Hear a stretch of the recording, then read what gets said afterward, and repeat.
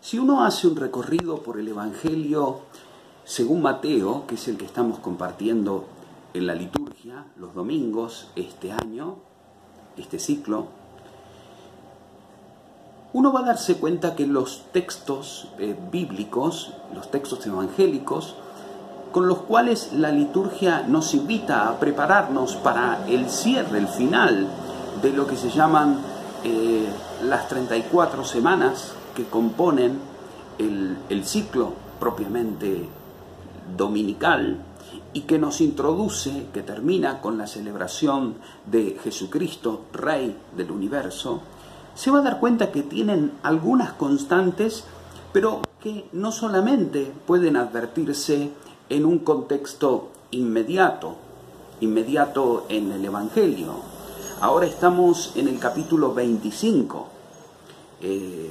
Hemos leído una parábola, la primera, los primeros 13 versículos del capítulo 25, y nos vamos a los próximos 13, un poco más de versículos. Sin embargo, tenemos que ir en el Evangelio un poco más atrás para ir preparándonos y sobre todo para poder comprender la dramaticidad de toda la historia, de todo lo que Jesús hace y lo que Jesús dice como acciones y palabras últimas en su vida terrena. Porque si no es en el contexto de alguna manera su despedida, no vamos a poder darle, creo, la hondura necesaria para comprender la dureza, no solamente la dureza de sus palabras, su forma de expresar sin vueltas, sino además la recurrencia de algunos temas en los cuales el Señor Jesús, Dios, quiere insistirnos. A partir del capítulo 21 del Evangelio de Mateo, recordarás, es muy gráfica y sobre todo es muy fácil de recordar la escena en la cual Jesús entra en Jerusalén. Y bueno, cuando entra en Jerusalén es recibido con palmas, es reconocido como rey, entra en la humildad, ¿no? Ya entró en el mundo en la humildad de la carne, lo esperamos con gloria y en el medio tenemos esta entrada triunfal, pero ambigua. Un pueblo que lo aclama, lo recibe como rey, pero él en un burro, es decir, él en un pollino, en una cría de asna. También para cumplir la profecía de Zacarías, él iba a entrar, no en un glorioso carruaje, sino iba a entrar en la humildad de un animal de carga, no un dulce, grande y poderoso corcel. De la misma manera que tampoco lo hizo cuando vino en esta carne semejante a la carne de pecado. La entrada triunfal en Jerusalén, así se la conoce, está en el capítulo 21 de Mateo y de alguna manera inicia un tiempo especial. A partir de aquí tenemos a un Jesús absolutamente dispuesto, lejos de reinar desde un trono humano, dispuesto a reinar desde la cruz, es decir, dispuesto a reinar desde el lugar donde los hombres quieran ponerlo. Ya había anunciado, el Hijo del Hombre será puesto en manos de los hombres. Y a partir de esto comienza entonces esta especie de dialéctica entre rechazo, aceptación, rechazo, aceptación de alguno, falta de fe, incomprensión, puesta a prueba, intento de tenderle una trampa, de arrojarle un lazo, de hacerle pisar el palito. Entrada triunfal, expulsión de los mercaderes del templo, dejar claro cuál es su postura frente a aquellos que han hecho de la casa de oración que el Padre permitió para que todos los pueblos se reúnan y se comuniquen con Él permanezcan en comunión con Él y puedan también demostrar y expresar un culto y una religión que desde hace siglos viene preparando y unificando y manteniendo unido al pueblo de Dios con su Señor, sino que además ha podido denunciar que ha devenido en un comercio. No la religión, no confundamos, no la posibilidad de entrar en comunión con Dios, no la ley como medio y camino inmediato hasta Cristo, hasta el Cristo resucitado y la gracia de su gloria, que por medio del Espíritu nos renueva interiormente y nos capacita para hacer su voluntad, sino que la ley, como dice Pablo, es buena, pero nos conduce a Cristo. Llegado Cristo y encontrándose uno personalmente con Cristo, experimentando la gracia, ya no necesita más el bastón, sino que se deja guiar por el Espíritu, que así como sopla donde quiere, como dijo en Juan 3:8, de la misma manera va soplando dentro nuestro y nos va haciendo no solamente desear aquello que es bueno, no solamente va dando fruto en nosotros, sino que también va soplándonos y llevándonos a donde Él quiere. Y a partir de aquí las enseñanzas van también vinculándose con la actitud de aquellos que deberían aceptarlo y no lo hacen. Aquellos que deberían tal cosa y sin embargo no. Uno dirá, bueno, entonces aquí a Jesús le agarró una frustración de último momento y al no reconocer en él al Padre, al enviado del Padre, no reconocerlo como Dios, comenzó entonces a fastidiarse y a tirar de alguna manera dardos por todos lados. No, el Señor es muy bueno para eso. El Señor Dios es muy misericordioso para eso. El Señor Dios quiere dejar en claro que le están cerrando las puertas de su mente, las puertas de su corazón, que le están cerrando la posibilidad, ellos, a Dios, de ser salvados por su intermedio. Imaginémonos, pongámonos un poco en el corazón de Dios y vamos a poder sentir ese latido del corazón paternal que puede hacer algo, que puede dar los últimos gritos y los últimos ejemplos del hombre cerrado a Él por medio de la garganta de su Hijo. Entonces comenzamos a ver una serie de enseñanzas duras, pero claras,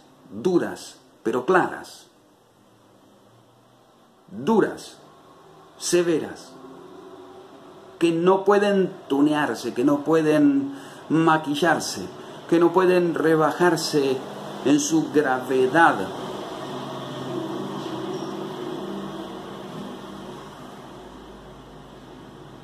Pero que en el fondo no llevan sino al intento de punzar al hombre para que se convierta, para punzar a los elegidos, para punzar a los llamados, para punzar a aquellos que deben volverse a Dios y estar con el corazón presto, dispuesto, con el corazón aceitado para poder responder al llamado de Dios. La parábola conocemos en el capítulo 21 de los labradores malvados, recordarán aquellos que terminan matando al hijo.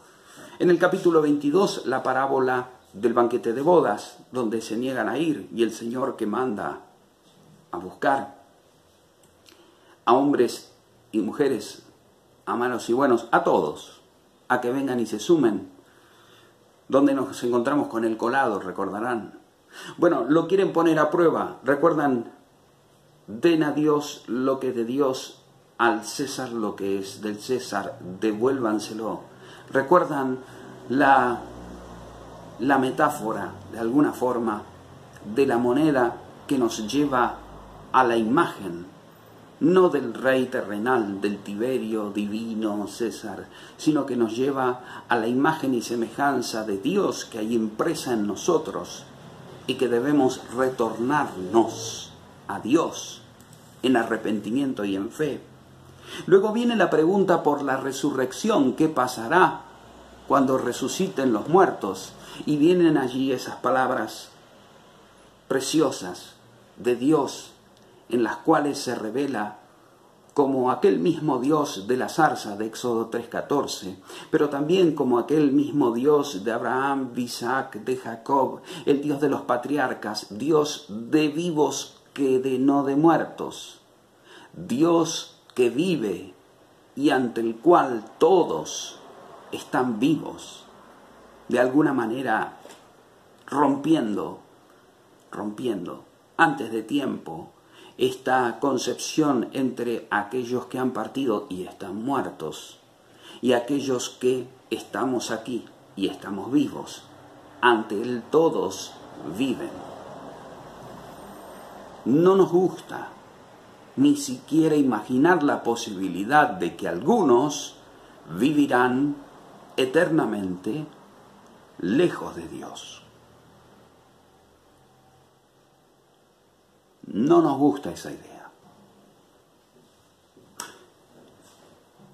Claramente nos encantaría poder hacer lo que queramos, ser plenamente libres, soltar las riendas de nuestros antojos, de nuestra carne, de nuestros instintos, de nuestros pecados, darnos todos los gustos e irnos de todas maneras a estar en comunión con Dios para siempre.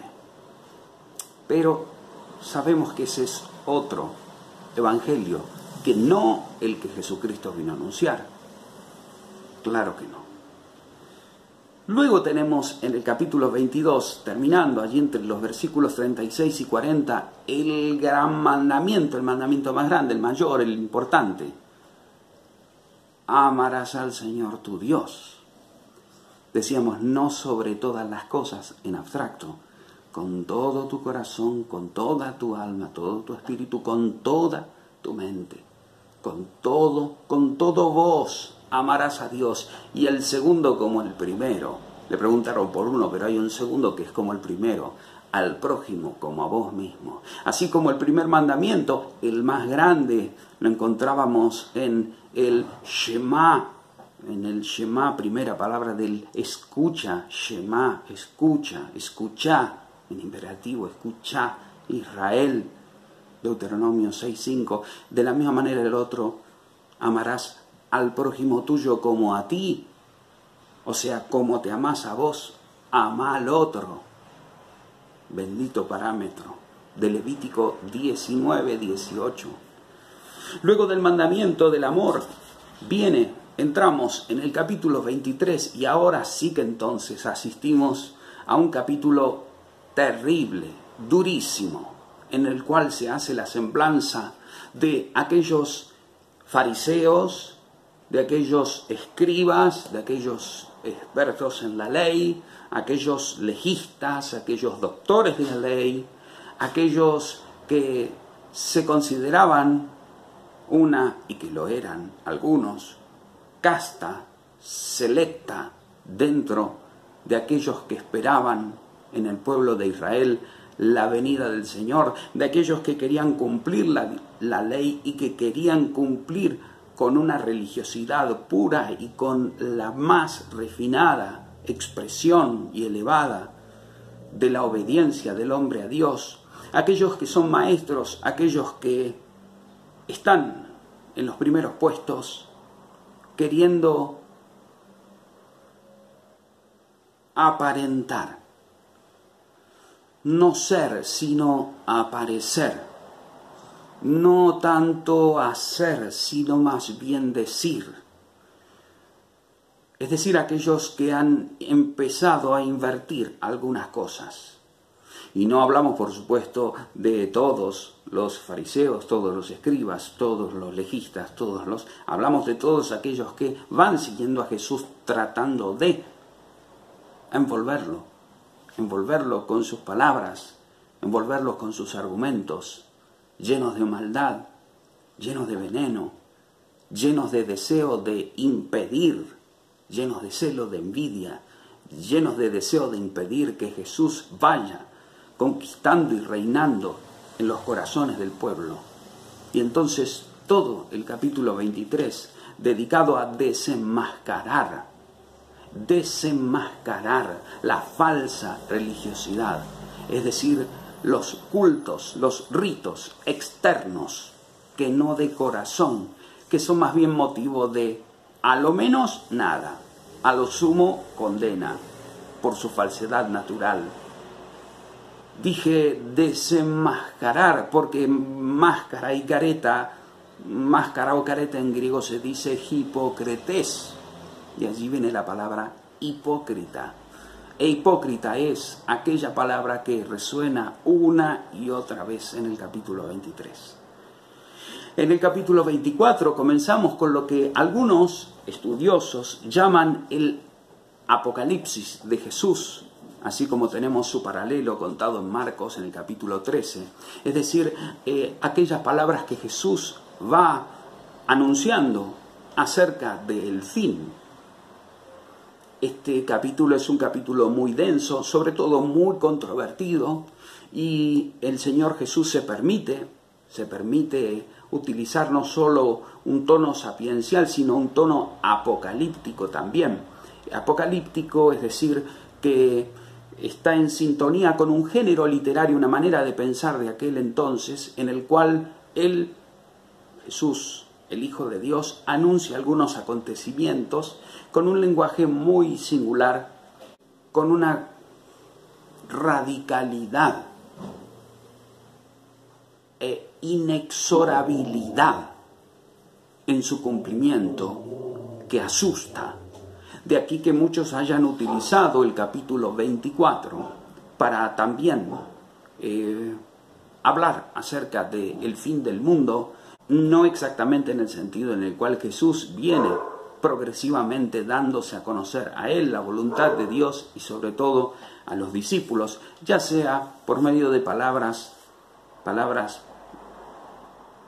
vulgares del lenguaje común o por medio de parábolas, como lo hace en el capítulo 13. Después del capítulo 24 tenemos el capítulo 25. Llegamos al capítulo 25 y tenemos tres parábolas, tres gigantes parábolas. Vamos a tener que esperar una semana más para poder ver la tercera y poder de alguna manera desde esta última entrelazar y mirar a estas dos. La primera la vimos este fin de semana. Estas 5 mujeres moray, tontas, estúpidas. ¿Por qué? Porque querían estar allí con las 10 entre las elegidas para ir a buscar al esposo cuando viniese. Tenían sus lámparas, sus mechas. Sin embargo, no tenían suficiente aceite. Fueron incautas, fueron imprudentes, fueron insensatas, pero tontas. Tontas. La palabra es fuerte, es loca. Se utiliza la misma palabra. Moros. San Pablo lo utiliza para hablar de la locura de la cruz en la primera carta a los Corintios, allí por el capítulo 1, versículo 18. Y comenzamos ya a dejar claro por dónde viene la cosa, en qué consiste la invitación que el Señor hace. El Señor invita, ya lo había hecho, lo mencionamos hace unos cuantos versículos atrás, el Señor invita a una boda, el Señor invita a todos.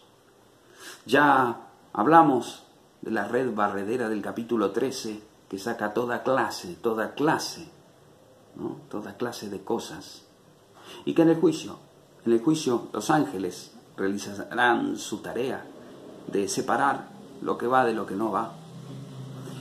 Tenemos en la tercera parábola de este capítulo, a partir del versículo 31, una nueva forma de separación, de clasificación, en donde estarán no solamente los ángeles, sino donde el Padre, como Rey, separará unas cosas de otras. Pero antes de que sea tarde, antes de que venga el juicio, antes tenemos que tomar conciencia. Podemos ser mujeres tontas, pero también podemos ser hombres haraganes, perezosos. Vírgenes prudentes, aquellas que llenaron sus lámparas para que, a pesar de haberse quedado todas dormidas por igual, cuando llegó el esposo, al grito de «¡Viene el esposo!», salieron con sus aceites. Tontas, pobres, tontas, aquellas que quisieron aprender a nadar en medio de un naufragio. Pobres aquellas que quisieron cambiar de caballo en medio del río. Pobres aquellas que se acordaron tarde. Pobres aquellas que, una vez comprado el aceite, vinieron y comenzaron a golpear desesperada la puerta, comenzada ya la fiesta, para que le abran. Y el Señor, que salió, como en Mateo 7:21, a decir: no conozco, no sé. Muchos Señor, Señor, pero no sé quién son. Le pido que se retiren. Tenemos que seguir festejando nosotros. Una boda, una fiesta. Esa es la invitación. Esa es la invitación. El Señor cuenta esta parábola porque no quiere que vos, mujer, seas contada entre las imprudentes. Y la parábola del próximo domingo, Mateo 25, 14 hasta el 30, el Señor cuenta otra historia para que vos no te encuentres entre aquellos que, aún habiendo recibido lo que vos podías hacer, habiendo recibido conforme a tu capacidad, te dedicaste a no querer aceptar la invitación del Señor. No quiero entrar hoy en la parábola que sigue, pero sí quiero que vayamos poniéndonos en contexto a lo largo de esta semana, y sobre todo que podamos ir escuchando esta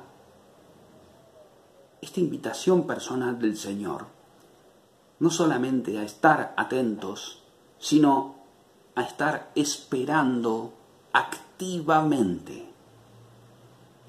Esperando activamente. ¿Cómo se espera activamente?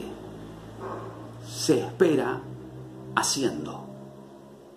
Se espera haciendo. ¿Se espera a quién? Al Señor que venga. ¿Y qué se hace?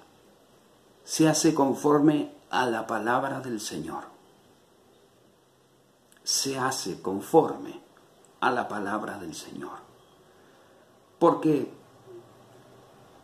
discípulo mío no es aquel que me dice Señor, Señor, sino el que cumple la voluntad de mi Padre que está en el cielo. Ya sabemos al menos lo elemental. Los filósofos le llaman sindéresis, primeros principios morales. Evitar el mal, todo mal.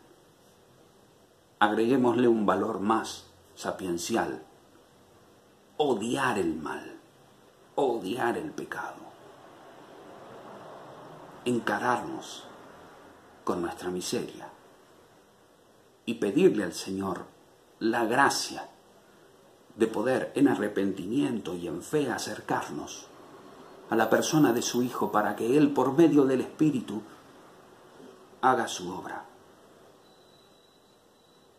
Pero no solamente, digo no solamente como si fuera poco lo primero, no, quiero decir, no solo esto, sino además, mientras tanto, hacer la voluntad de nuestro Padre.